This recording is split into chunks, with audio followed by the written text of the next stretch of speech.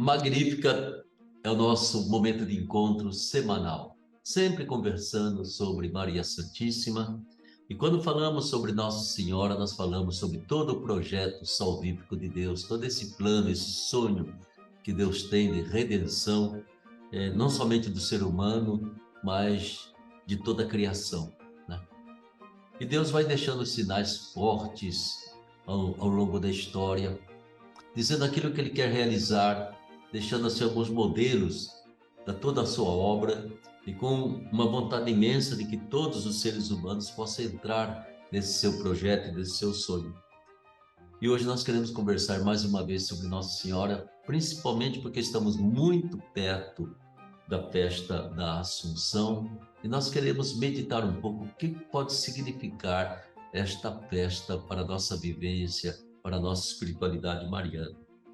E então eu estou conversando exatamente com o nosso querido amigo, mariólogo, membro da Academia Marial de Aparecida, Vinícius Paiva.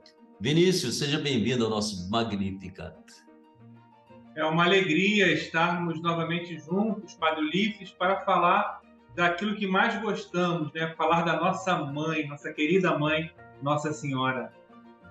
Exatamente, né? Então, Vinícius, né, gente, não é padre nem bispo, viu? Ele é um bom leigo, tem uma bela de uma família com a criançada dele, com a esposa Fabiana, trabalha num banco, né? Ele é formado em gestão de pessoas, MBA em transformação digital, mais importante, bacharel em teologia, especializado em Mariologia, doutrina social da igreja, é, completando praticamente a sua pós-graduação, já é professor na pós-graduação de Mariologia nossa, que nos ajuda demais, né? Tem a sua associação missionária Servos de Maria de Caná, muito bonita essa associação, né? Um homem que arregaça as mangas, não só no seu trabalho de cada dia, mas também na pastoral missionária que exerce lá onde vive, né? Doutorando em teologia sistemática, ou seja, o mais importante é que ele é nosso irmão, nosso amigo e ama Nossa Senhora como nós amamos. Que bom conversar com você, Vinícius. Você tem lido, tem produzido muito, né? Assunção e escatologia. Eu estou vendo aqui o título do nosso bate-papo.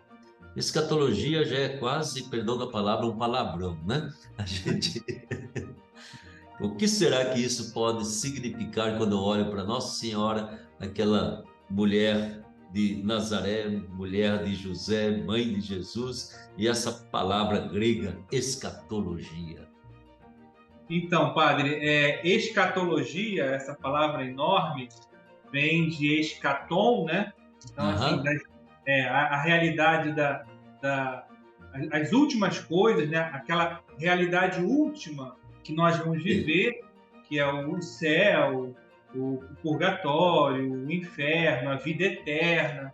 Só que quando a gente aplica isso à Nossa Senhora um pouco inverte essa ordem, porque sim, aquilo que é último para nós, para ela já é uma realidade, né? Então, sim, a condição escatológica de Maria não é do ainda não, mas é do já. Ela já está lá, ela chegou na frente. Então, aquilo que é último para nós, que é realidade escatológica, vindoura, para Maria já é presente, ela já está no céu, glorificada, né? Isso sim. é muito importante para nós, Pablo. Eu acho. Será que seria falta de respeito, Vinícius, você dizer assim, que Nossa Senhora é a grande amostra grátis de Deus, de tudo aquilo que Ele quer realizar para toda a humanidade? Ou seja, Ele já completou, Ele falou, gente, se você não acredita na minha promessa, aqui está a minha amostra grátis, aqui está aquilo que eu quero fazer com vocês. A gente poderia imaginar ou usar uma expressão que, no primeiro momento, poderia parecer até desrespeitosa, mas que, de fato, sei lá, né? Jesus já completou na mãe o sonho dele para todos nós, né? A amostra grátis eu não sei, né? Assim, eu nunca usei essa expressão da amostra grátis. Mas assim, eu entendo como amostra grátis é algo que você já consegue experimentar um pouquinho, É, sabe?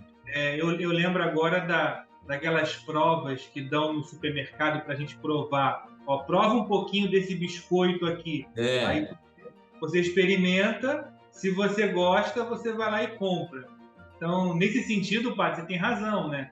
Quando a gente experimenta ou contempla, né, a vida de Maria, os dogmas relacionados à Nossa Senhora, e é muito bonito pensar na dogmática não como uma imposição da fé, mas como uma luz que ilumina o caminho e fala, olha, é por aqui, né? Se tem um caminho, esse caminho é por aqui. Então, deixa eu iluminar esse caminho. Então, contemplando a Virgem Maria no céu, nessa realidade última, nessa condição escatológica, de fato, Padre Ulisses, isso nos inspira a tomarmos peito da nossa fé católica, falar, não, assim como Maria, eu vou por esse caminho. Exatamente, né?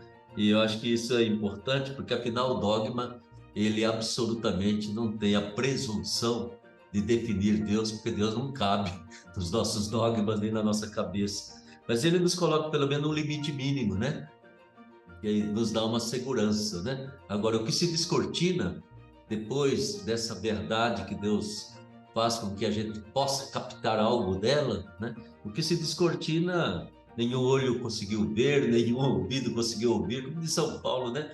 Nós não podemos imaginar o que Deus reserva para aqueles que o amam. É muito mais do que todos os dogmas e tudo que a gente pretende conhecer da verdade de Deus. É interessante porque essa história que na nossa linguagem está presa praticamente à filosofia grega, né? Não é nem dizer Nossa Senhora ressuscitou de corpo e alma, Nossa Senhora subiu ao céu. É sempre um linguajar assim, muito imperfeito para uma realidade que é muito mais do que isso, né? A gente está preso praticamente, escatologia, você fala lá, as coisas estão acontecendo lá no final, tudo mais, né? Mas no fundo, o que significa para nós dizer assim, Maria está de corpo e alma no céu? Será que vale a pena imaginar um lugar, sei lá, bonito, não sei com que cores, né? E Maria está bela e formosa, já gozando da plenitude, da graça e da glória de Deus? Ou é alguma coisa um pouco mais ligada à nossa história, ligada ao nosso dia a dia, não é mesmo? Algo que ainda tem muito a ver conosco. Não se contempla Maria no alto, mas se contempla Maria no dia a dia. Está ressuscitada de corpo e alma. Para responder essa pergunta, eu gosto muito de voltar ao termo da Assunção, né? O Sim, dogma da Assunção. E muita gente pensa a Assunção como uma simples elevação. E eu penso a Assunção, se formos na etimologia da palavra, aquilo que foi assunto é aquilo que foi assumido, né? certo, Então, na verdade, a assunção da Virgem Maria é toda a realidade corpórea, toda a integralidade da pessoa de Maria. E quando se fala corpo e alma, se fala pessoa por completo. Então, a mãe de Jesus foi assumida por completo nessa realidade divina, escatológica, onde todos nós também seremos assumidos, né? E aí o senhor fala de uma coisa muito interessante, que a filosofia grega nos induz ao erro, às vezes, de separar aquilo que é da terra com aquilo que é do céu. Não necessariamente, ao se assumir a nossa realidade, você precisa dividi-la. Pelo contrário, pela lógica da encarnação, o Deus que se encarna é o Deus que desce, que permanece. Então, é razoável também pensar na Assunção como essa humanidade assumida, que não está distante de nós, lá num céu distante, mas num sim. presente cotidiano. Então, talvez, Padre Ulisses, a Nossa Senhora Assunta aos céus não esteja lá em cima, mas pela condição escatológica de ter sido assumida, ou seja, estar na dinâmica trinitária, da comunhão trinitária, ela está muito perto de nós, caminhando conosco nessa estrada da Igreja Peregrina.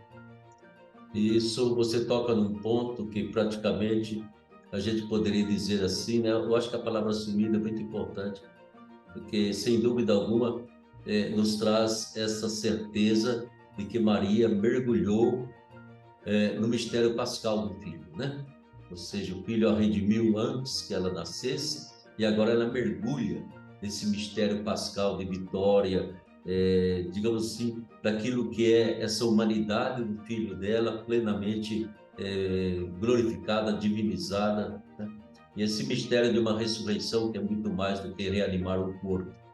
E eu acho que é muito importante, então, que a nós pouco importa, como fica às vezes uma certa discussão teológica, Maria morreu, não morreu, foi assumida antes de morrer, essas coisas todas eu acho absolutamente secundárias, né? Agora, todo o mistério de amor, de vida de Maria, né, foi mergulhado nesse mistério maior do Filho dela e na comunhão da Santíssima Trindade. Onde, como, quando, de que lado, escapa totalmente a nossa possibilidade de constatar, de localizar. Nós ainda não temos antena para isso. Quanto muito a gente tem uma fantasia meio de criança, para ficar imaginando lá no céu, lá no inferno, lá não sei aonde. São as nossas fantasias de criança. Mas eu acho que é tão importante a gente perceber como aquilo que é a busca constante de viver na graça, né, vai gradativamente, quase que transformando as minhas células de todo o meu ser, né, para de repente poder mergulhar nesta comunhão da Trindade Santa, né? É possível para o ser humano? É. É Né? possível, padre. E assim, ó, é possível e é processo, é processual. Cada vez mais na teologia, a gente tem discutido sobre a questão do processo. Eu vou dar um exemplo de Mariologia, por exemplo.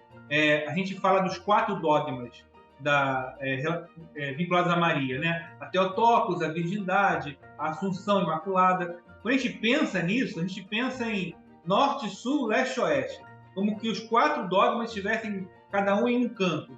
Mas Sim. não, eles estão processualmente relacionados.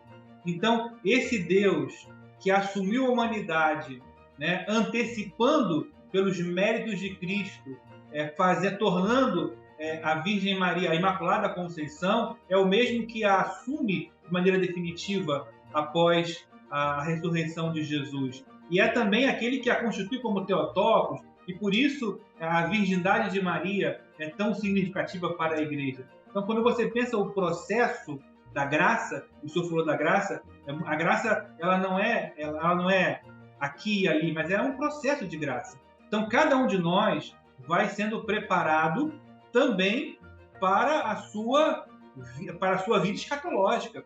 Nós estamos nesse processo, Padre Ulisses, nesse processo escatológico. A escatologia não é algo que virá, é algo que vai vindo, que já está vindo, que já está acontecendo, nós já estamos. Ó, vou falar uma coisa assim, muito assim, alguns nem gostam de escutar, né? Mas nós já estamos morrendo. A cada dia a gente morre um pouquinho. Porém, a cada dia a gente ressuscita um pouquinho também. E vive um pouquinho. Então essa é a beleza do cristianismo. Quando a morte é transformada em vida, é porque toda a nossa existência cristã ela é revigorada. E quando um cristão percebe isso, Padre Ulisses, ele começa a viver numa outra ótica, numa outra dimensão. E aí passa a não importar tanto as brigas, sabe, os partidos, os lados, porque eu estou num processo escatológico de aproximação da vida trinitária. E eu acho que essa é a verdadeira e a definitiva conversão, Padre Ulisses. Isso eu acho que é assim, fundamental para nós, né? Talvez até uma superação das nossas imagens, imaginários que não correspondem absolutamente àquilo que Jesus veio, vivenciou, aquilo que aconteceu com Maria, né? Que não é um antes e um depois, né? Eu vejo bastante na vida dos santos, principalmente, né? Então, como você disse, todos os santos foram escatológicos, né? Eles viveram uma dinâmica, um dinamismo de vida em que o horizonte deles ia muito além daquilo que eu tenho que realizar hoje, amanhã ou daqui a 10 anos, né? Um horizonte muito mais amplo, né?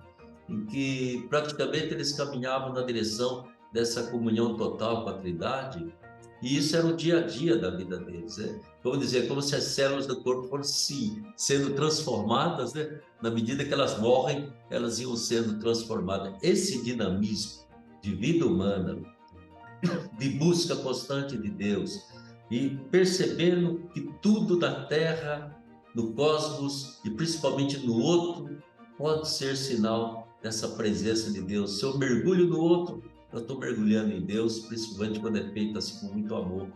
Ou seja, eu acho muito bonito isso aí. A escatologia, aquilo que vai acontecer, está acontecendo, né?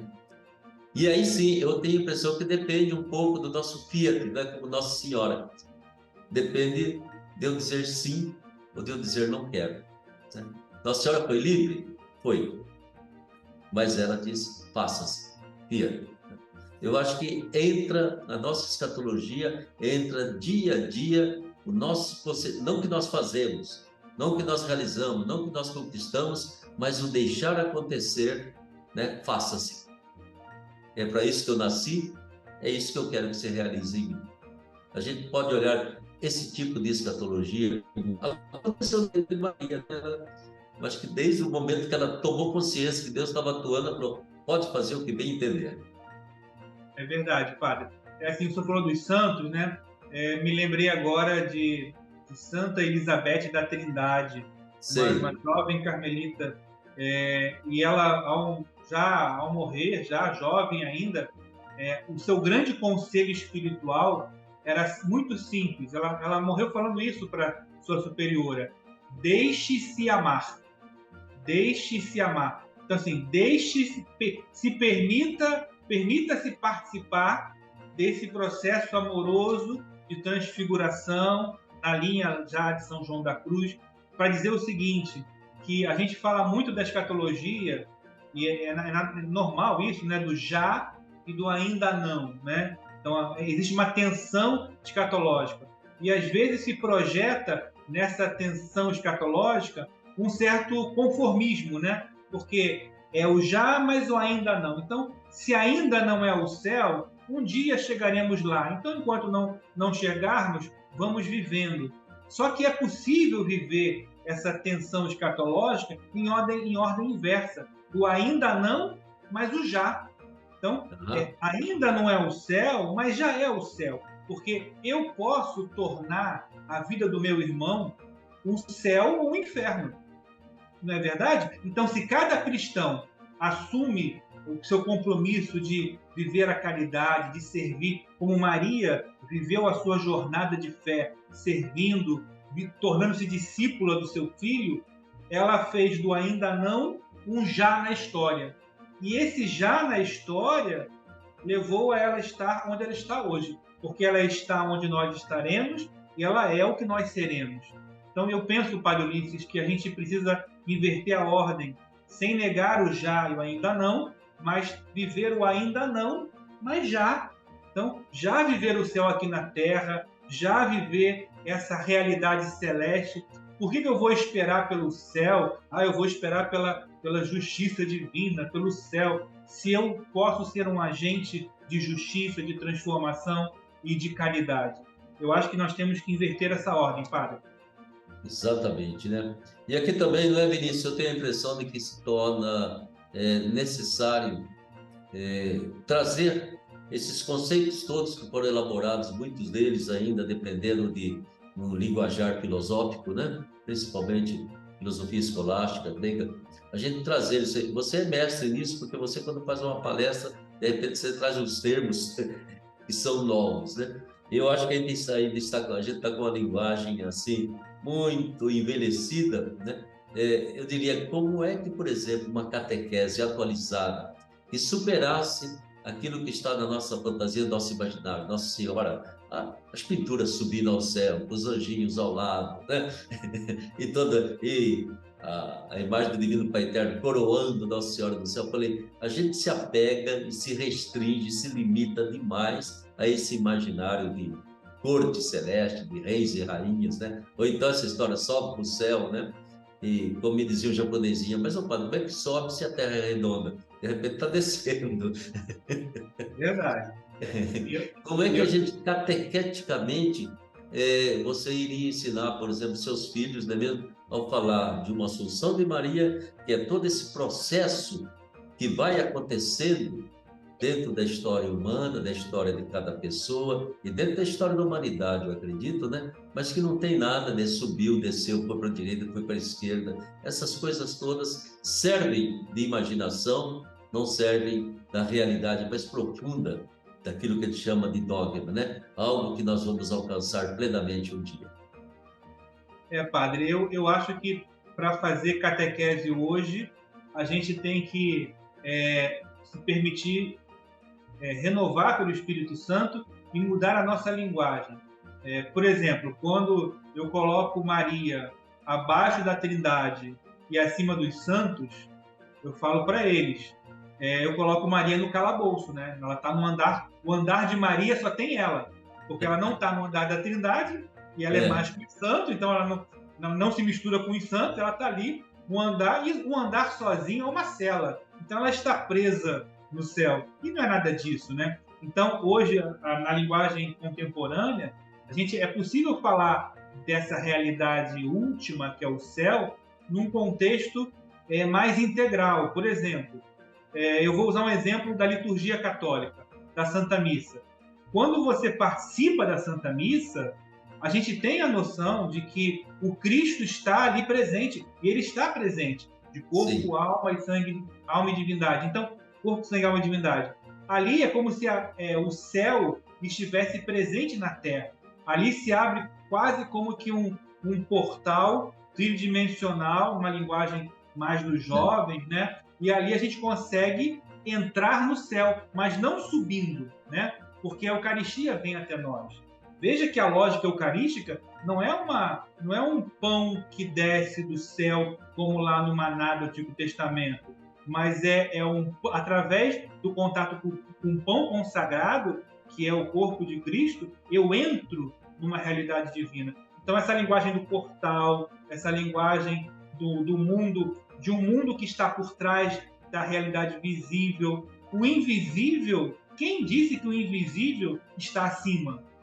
Quem disse que o invisível não está por trás, né? Quem disse que nesse momento que estamos aqui conversando, a Virgem Maria, aquilo que a fé católica chama de comunhão dos santos, ela não está presente aqui conosco pela graça do Espírito Santo. Então, eu acho que tem toda uma releitura catequética que pode ser feita e adaptada, não para mudar o conteúdo da fé, mas para explicá-lo para uma geração que, de fato, não faz sentido olhar para o céu e procurar a Virgem Maria. Então, eu acho que, às vezes, aqui no santuário, quando ele está repleto, mesmo quando eu celebro terça-feira, normalmente a Basílica Histórica está repleta, né? Gente de todo canto que vem ali. Eu falei, gente, aqui está uma pequena experiência. Vocês dizem, quando vêm aqui, parece que eu estou no céu. Exatamente, é uma pequena experiência, entende? Estamos todos reunidos, não estamos preocupados ou com medo de quem está à minha frente, ao meu lado, né? Parece que vocês se conhecem há muito tempo, né? Isso aqui é um pequenino sinal do que vai ser a nossa comunhão eterna com Deus, né? Essa beleza desse encontro. E às vezes eu falo também para ele, e não pense que são vocês que estão recebendo Jesus em comunhão, não. É ele que está recebendo vocês na comunhão da Trindade. Ele está comungando cada um de vocês, colocando no coração dele, no coração da mãe, e dá a impressão, sabe, que de repente as pessoas olham para a gente e sentem uma alegria interior de algo que não vou subir para o céu, não vou descer para o inferno, né? Eu vou estar na comunhão com Deus. E essa comunhão dá para experimentar, né? De novo, vem assim, uma pequenina amostra grátis. Estou aqui, estou vivendo um instante, né? Daquilo que para mim vai ser certamente a minha eternidade. E eu ainda digo assim, e não esqueça que a gente vai se abraçar, vai conhecer todo mundo, vai ser uma festa daquele tamanho, né? E isso eu acho que é muito importante que a pessoa consiga imaginar algo que não é simplesmente subir, descer, ir para lá e para cá, ou como você disse, colocar Nossa Senhora isoladinha, né? Eu falei, a gente ainda faz uma coisa que Nossa Senhora nunca fez, põe uma coroa, põe um manto nela, né? Se bem que ela preferia estar lá na cozinha trabalhando e ajudando a gente a se servir do filho dela. Então são coisas que eu acho que às vezes a catequese ela fica assim materializada demais, né? Na medida que ela é materializada em determinadas figuras ou determinados assim, quase que arcabouço muito nosso, né? Ela limita a capacidade de contemplação da gente. A gente não contempla e não sente aquilo que é o mais gostoso que tem, que é um abraço, é um beijo, é um encontro, né? Eu acho que ele deveria falar do céu um pouco mais com linguagem humana. Cada vez que me abraço, me beijo, me acolhem, me dão atenção, olham para mim, eu estou vivendo uma pequena experiência de céu. E isso Nossa Senhora, que é mãe, ela põe até no colo, a gente recebe o colo dela, né? Ou seja, a Assunção de Maria é porque ela está conosco, não porque ela está no céu sentadinho no trono. É verdade. E é isso, padre, quando Cristo ele ressuscita e ele é elevado à direita de Deus Pai, como diz o credo, ele causa um problema para os teólogos, né? Porque Assim, o céu que era tão tranquilo lá, o mundo espiritual, só dos espíritos, né? E aí chega lá o Cristo ressuscitado com o nosso corpo, com a nossa humanidade. O céu nunca mais foi o mesmo. Isso é uma alegria, né? O senhor falou de linguagem humana. É justo, porque a partir de Cristo, o céu é muito humano, né? isso que é bonito, né? E o Papa mesmo pedindo para a gente, né? Se humanizar. Falei, tá aí, vamos parar com a palavra, ficar santo, né? Se a gente conseguir se humanizar, o Espírito Santo toma conta do nosso ser. E aí está o mistério de Deus tomando conta de nós e nos ajudando a caminhar.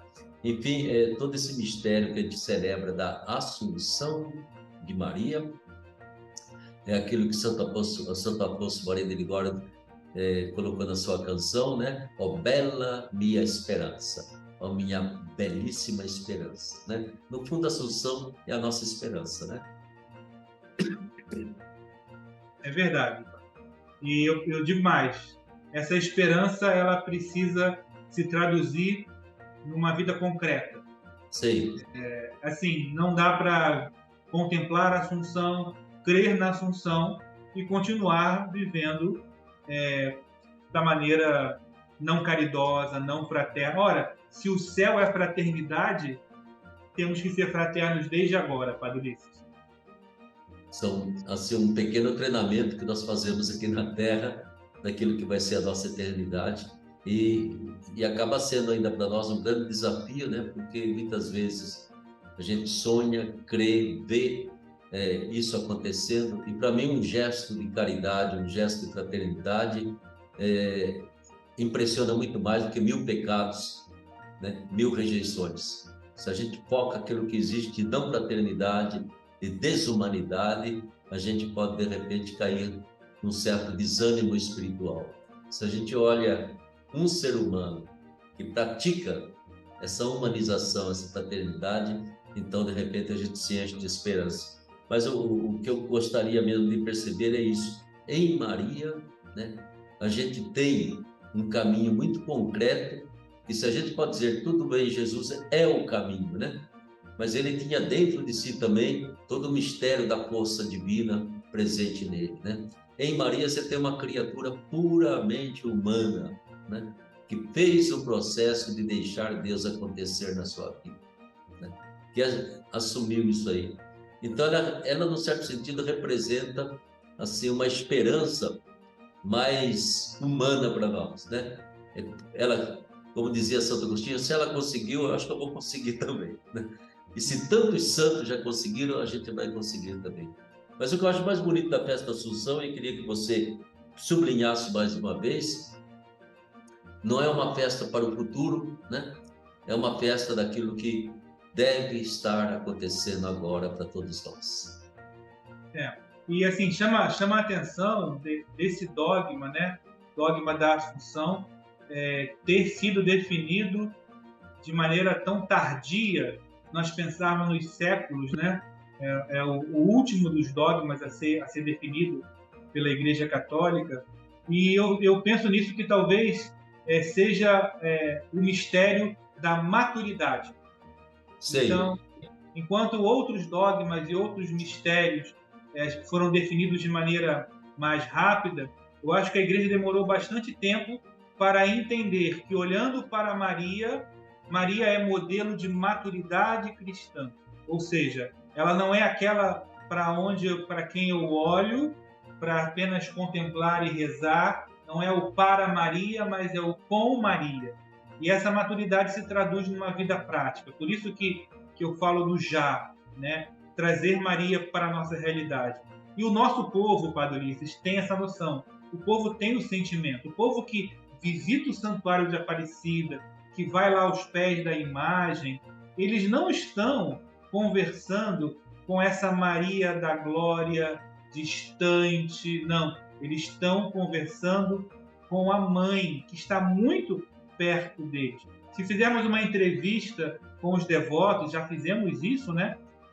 A gente percebe que eles têm a certeza absoluta de que a mãe está do lado deles. Então, essa compreensão, que é a compreensão do povo, é uma verdade escatológica, porque a condição escatológica de Maria é diferenciada, sendo a criatura que alcançou, como o Senhor disse, o ápice dessa maturidade cristã. Mas essa mãe está ao nosso lado, falando: vamos, você consegue também, eu consegui, é por aqui, eu te entendo. Então o povo sabe mais que os teólogos, porque os teólogos brigam para poder tentar entender onde está o corpo de Maria ressuscitado, onde está isso, e o povo sabe. Maria, ela está junto do seu povo. E essa verdade ninguém tira do coração do povo.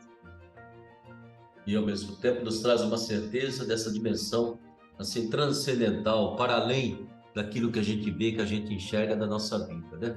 Há uma dimensão que se projeta muito além do tempo, do espaço, né? Há uma dimensão na nossa vida que só é possível a gente vivenciar na medida que a gente busca uma significação para a vida da gente, dar um sentido para a existência e não apenas viver um dia a dia fechado em si mesmo, né? Ou então um dia a dia calculado apenas para o dia seguinte ou para o ano seguinte, mas aquela projeção num horizonte muito maior, onde milhões de seres humanos já atingiram essa dimensão. Ou seja, a dimensão da eternidade e da assunção está dentro de nós, né? Está dentro de nós. Quanto mais consciente a gente se torna disso, mais facilmente a gente enfrenta a vida de cada dia sem perder a esperança, né? A esperança é maior do que os acontecimentos da vida, e eles nunca bloqueiam a esperança de quem acredita e de quem olha e vê que Deus está atuando, atuou, e há muita gente, milhões e milhões de pessoas que já se deixaram transformar por Deus. Então, mais uma vez, a Assunção é a nossa festa, né? A Assunção é a nossa esperança. A Assunção não é um dogma de fé que eu tenho que acreditar para ser um bom cristão, mas é exatamente a minha esperança maior, né? E eu olho para Maria e agradeço a ela de coração por tudo aquilo que ela significou. Ela começou, disse um sim, ela cumpriu sua missão, né? E Deus então cumpriu com ela as promessas feitas através do seu filho, e assim ela se torna o nosso modelo, ela se torna a grande intercessora da nossa esperança. Vamos então encerrar esse Magnífica, mais uma palavrinha para que a gente possa celebrar bem este ano, dia 15 de agosto. A Lumen Gentium, padre, fala que ela, Lumen Gentium 62, que ela acompanha de maneira ininterrupta a igreja que caminha sobre a face da terra. Então, celebrar a Assunção com Maria, ela está celebrando conosco esta festa, porque ela caminha conosco. Isso. Obrigado então, Vinícius, viu? De todo o coração. E sempre estamos aqui. A nossa alma engrandece o Senhor, exulta o nosso espírito em Deus, meu Salvador. Que você possa celebrar bem a festa da Assunção. Não precisa olhar para o céu para buscar onde que Nossa Senhora está. Olhe para frente, olhe para o lado e você vai encontrar muitos sinais dessa mãe assunta ao céu. E o céu ela encontra muitas vezes dentro do nosso coração, quando ela pode reinar aí dentro, quando ela pode iluminar o nosso caminho e quando ela pode nos conduzir mais para perto do seu Filho. Um grande abraço, uma grande bênção para você, meu irmão. Obrigado por ter acompanhado a gente. Até a semana que vem, se Deus quiser. Academia Marial de Aparecida, em parceria com a Faculdade Deoniana de Taubaté, quer formar a 4ª turma de pós-graduação em Mariologia. Veja que beleza, você que traz no seu coração a inquietação de conhecer melhor Nossa Senhora, de ver qual o lugar de Nossa Senhora dentro da teologia católica. Está essa oportunidade grande para você. A gente faz esse convite para que venha participar dessa quarta turma. Vamos iniciar, se Deus quiser, a quarta turma no próximo janeiro de 2024. Quer maiores informações? Entra aí no site a12.com/Academia Marial. É Nossa Senhora Aparecida que faz esse convite para você. Se tiver condições, seja bem-vindo para formar essa quarta turma e para caminharmos então ao longo de 4 módulos de Teologia Mariana.